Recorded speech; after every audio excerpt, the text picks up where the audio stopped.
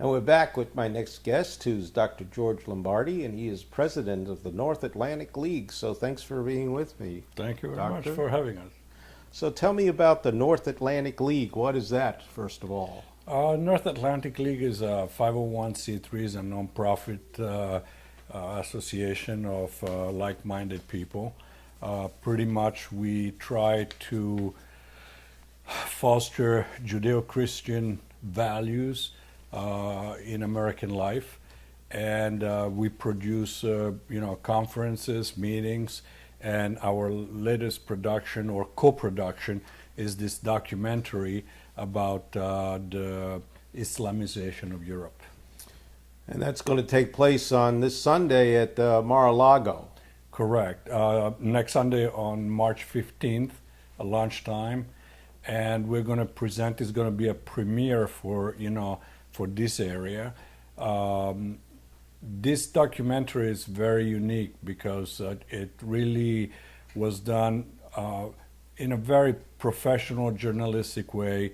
The producer and the director went and interviewed some of the top imams in Europe, and they asked them questions like, well, what are your intentions? What do you want to do with, everything, all the people that you have here, and so on and so on.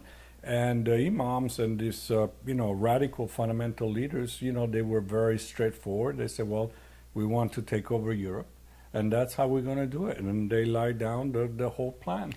Wow. So why do you call the documentary Europe's Last Stand?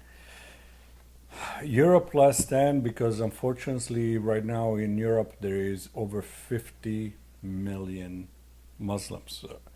Now, not all of them are radicals by all means, but there is a very, very radical minority that influence and lead actually the majority. And these are the ones that want to impose Sharia law over and above the law of the land. How does the situation with radical Islam in Europe related to what is happening in the USA? I'll say that in Europe, radical Islam is already, like we've seen some of the events in France, in Denmark, some of the shooting, the riots. It's way like 2 or 3 steps ahead of what is happening over here in the United States. I mean, we have to go back to 9/11 to see some real, quote, attack other than individual incidents.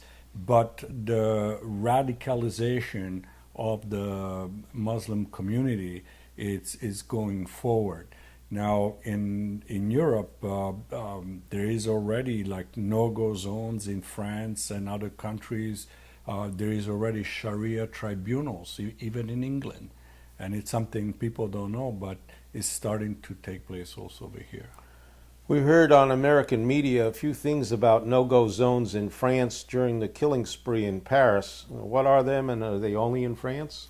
Absolutely. They are more than in France. In France, there is 500 no-go zones. These are zones, they're designated by the governments, areas where the police will not interfere. So if you're in a situation and you call 911 and you say, oh, I'm in street so and so, and they say, is that in the village of whatever? And you say, yes. I said, I'm sorry, the police is not allowed to respond. You're on your own.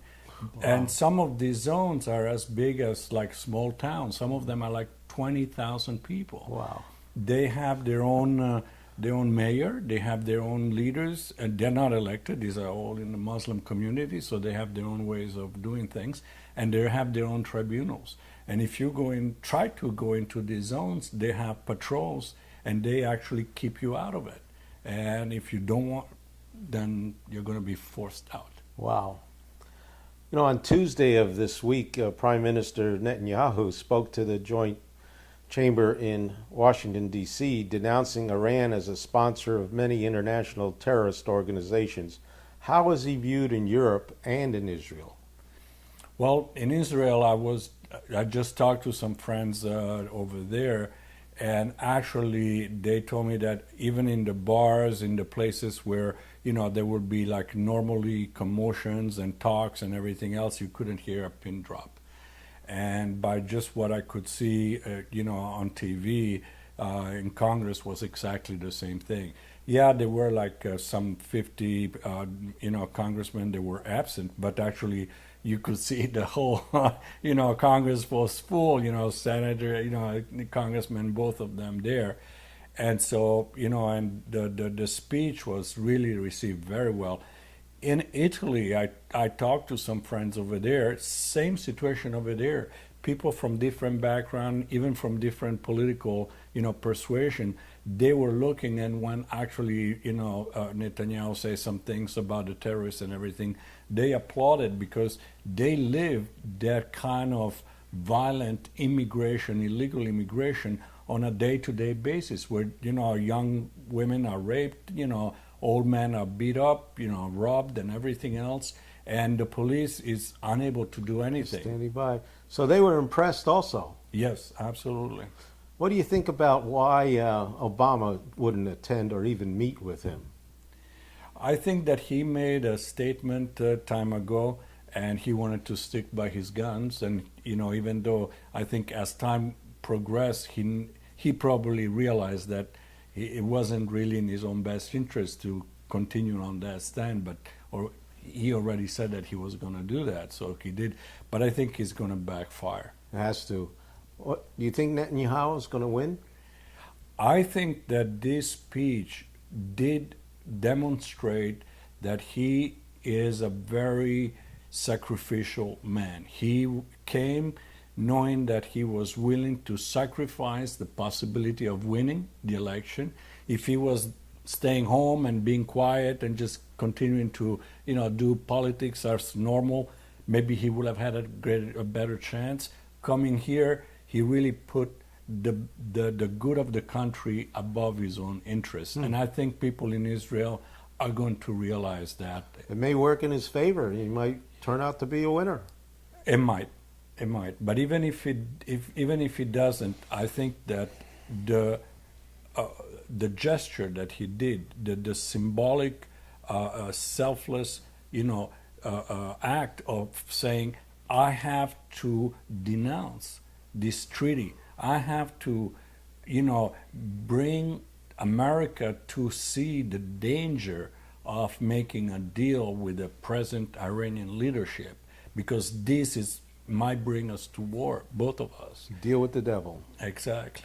So you spent a lot of time in Italy where you also work as a political consultant. What's the situation there?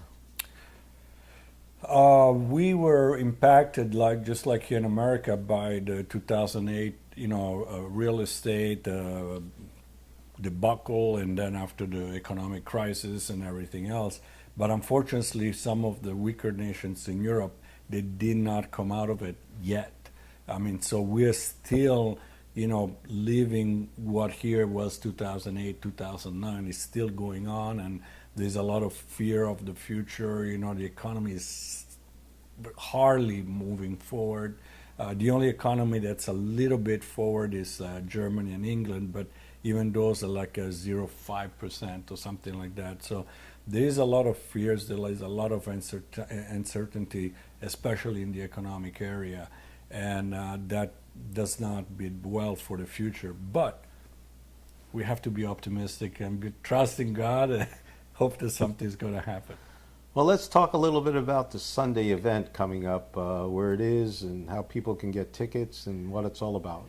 It's going to be a luncheon during which we are going to present part of this documentary.